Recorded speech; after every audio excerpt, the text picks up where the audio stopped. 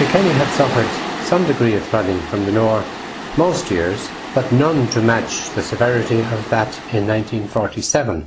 As a child, I had lived from 1942 with my widowed mother and sisters at Prior's Orchard on St. John's Quay. Having experienced our first flood in 1942, we had vacated the ground floor and moved all but the kitchen to the upper floors, of which fortunately there were two. I still recall my mother on her knees praying for no accidents as some kindly neighbours, led by June O'Madigan, shifted our piano up the narrow staircase with great difficulty. We became used to the Nore doing its thing most winters and having to do a big clean-up job afterwards, but nothing was to prepare us, or anybody else on the quay for that matter, for what was to happen at St. Patrick's weekend in 1947. That March there had been a prolonged spell of frost and snow, with a 6-inch covering of snow lying on the ground for some time. It was the sudden thaw combined with severe rains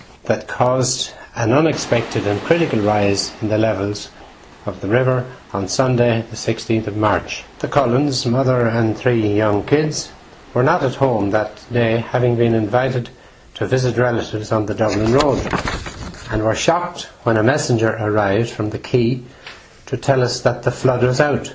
On returning to find a foot of water already covering the pavement, kindly neighbours physically carried the family members back into the house at Prior's Orchard. This was early afternoon on Sunday, March the 16th. There was little opportunity to salvage anything from our kitchen, and the family took refuge on the first floor. The flood levels rose very quickly as afternoon progressed, and by 6 o'clock the water was near ceiling level at the ground floor. I can recall making a bamboo fishing rod, which I stuck out of the sitting room window.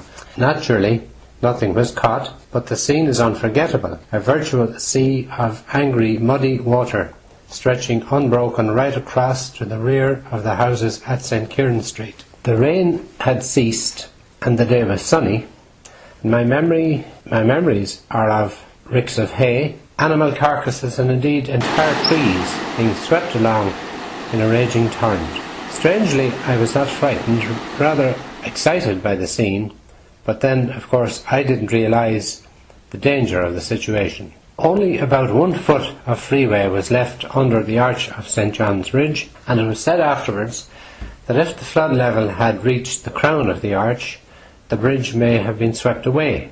The water level was still rising as darkness fell, where we were measuring it at the stairs landing. So around 9 o'clock my mother got us on her knees to say the rosary, and it was not until all 15 decades were recited when we checked again and were greatly relieved to find a slight drop in the water level. Fortunately, we were unaware at that time that during those hours all of our neighbours from the houses upstream of ours had been evacuated by boat, as well as others in Irishtown and elsewhere. My next memory is of the following day, after the waters had receded, playing in the hall, in the puddles and muck in our hall, with my friend Milo Burke, when 2 priests, one large and one rather small, came along asking for my mother. Unknown to me at the time, this was in fact the Bishop, Dr. Collier, and his secretary, Father Comerford, doing a tour of the damaged areas. While the 47 flood is undoubtedly the worst in living memory, there were many worse in history.